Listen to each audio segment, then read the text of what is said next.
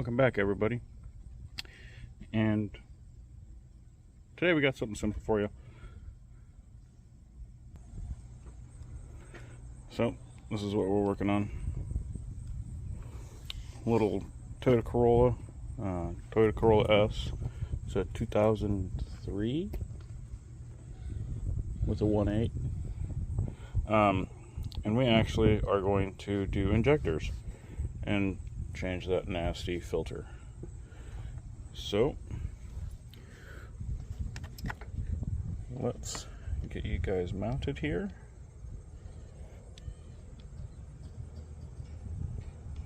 So you can see. So here's what we're changing. Nice little injectors. And if I can, I'll link you in the description what I used. So over here, you have just a hole down here and here. They're 10 millimeters. I only have one of them, so right here are your spark plugs and coil packs, and they just pop out with a 10 mil. And then your spark plugs are a 5/8, if I remember right. And then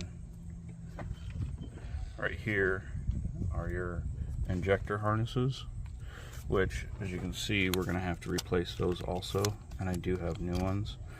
But this is your fuel rail, so we're going to unbolt that one and that one.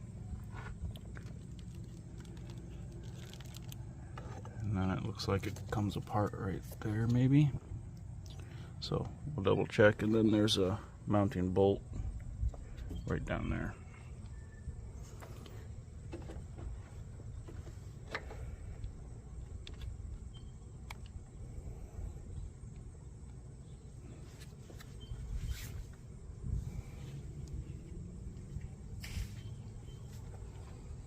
Sorry, it's kind of hot today.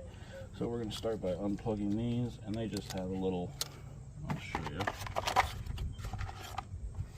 what breaks on these. It's this tab that you pinch right there. You just pinch that and pull on it, and it comes off. So we're going to pull all those off.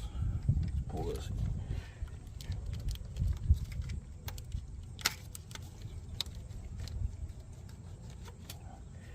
Pull that guy off to get it out of our way.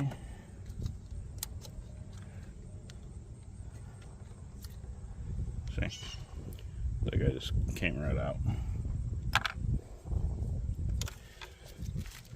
Nice thing about this is you need very minimal tools.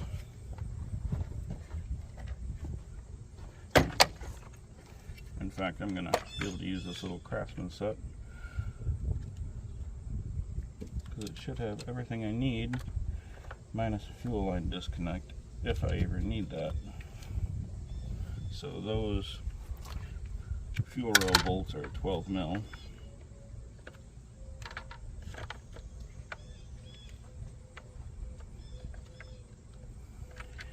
I can get my extension out.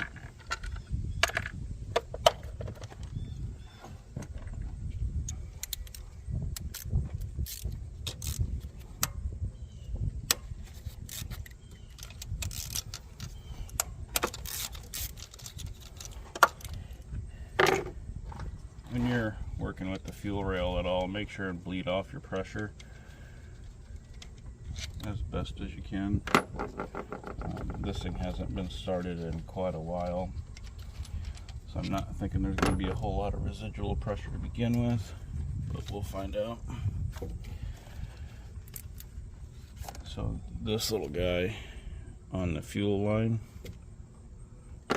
just kind of clips on it. Right here. Okay, right there, it covers that. So let's, and I'm not even going to undo that because it's a flex line, so we're going to grab a 10 mil and pull that.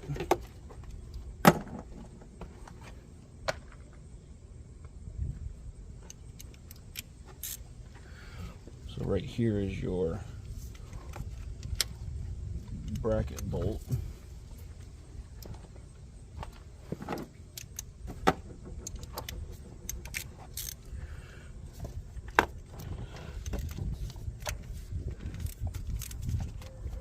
Yep, it's 10 mil.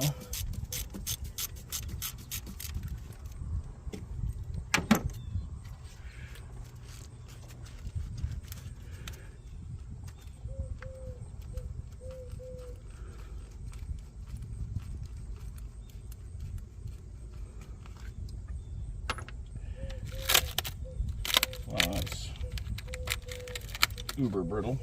So from there, you can just grab this and it pulls right out.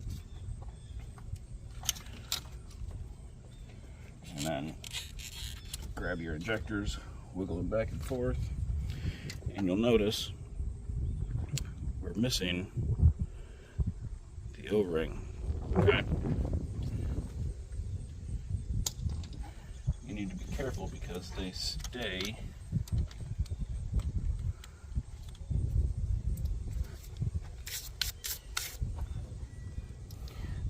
down in that area. That's where they sit, and the camera's not picking it up that well. There you go. There's one that's still in there.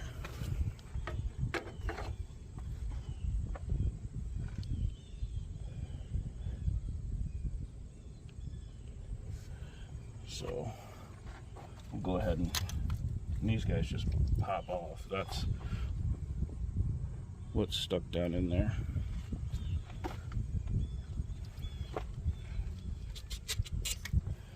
And you need to make sure you don't forget the O-ring in the top part either, and the rail itself.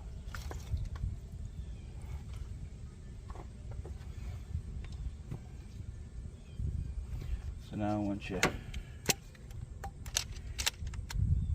have that, get in there with a screwdriver or a pick.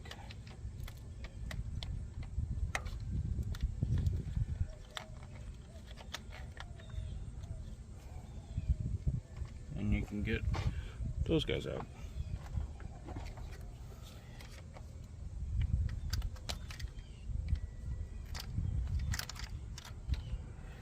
We only had 2 stick in there, so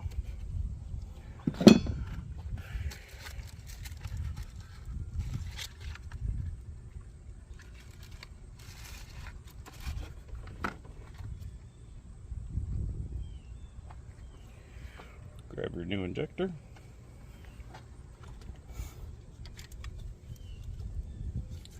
And put it into your rail.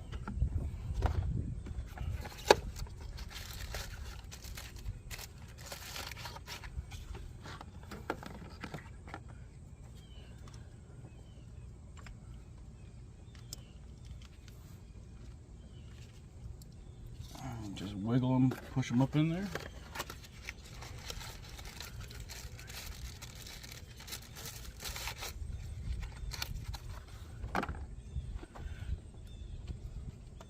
They shouldn't really resist at all. If they do, there's a problem. That O-ring could still be stuck in there.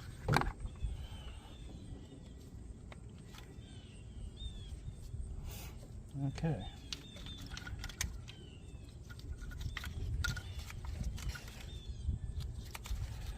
Get all your harnesses out of the way.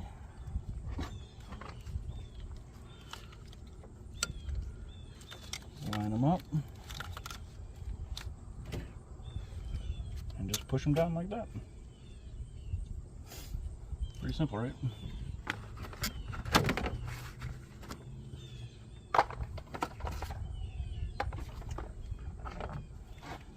Grab your mounting bolts.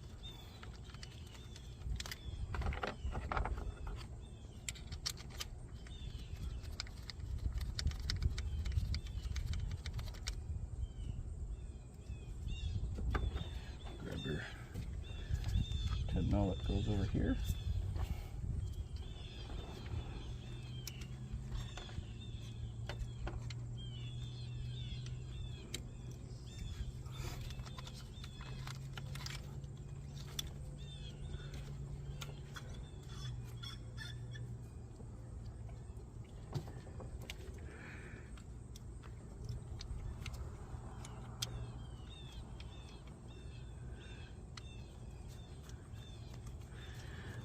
put that in there.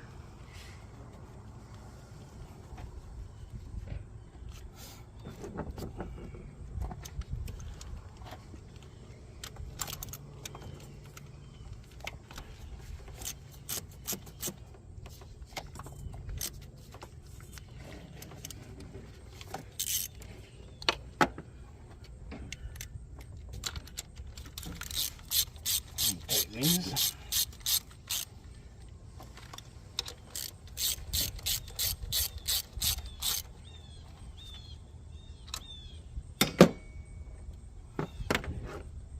And then put this guy back on. And now I gotta go grab some wiring. But what we're gonna do is we're gonna snip this off. And we're going to pay attention to how they go so the wire colors don't match. So what you do is you orientate it the same way it is and then snip each one and just remember which way it goes. But I got to go grab some butt connectors for those or the soldering iron. So stand by. It's like 100 and some degrees out here right now, so my camera keeps overheating, so we're gonna make this quick. What you're gonna do is you're gonna grab your things, put heat shrink butt connectors on. You can also solder these if you want.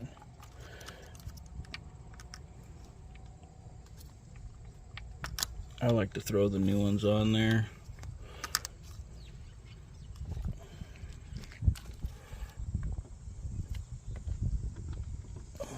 Click them in, and then we're going to snip these two wires and pay attention.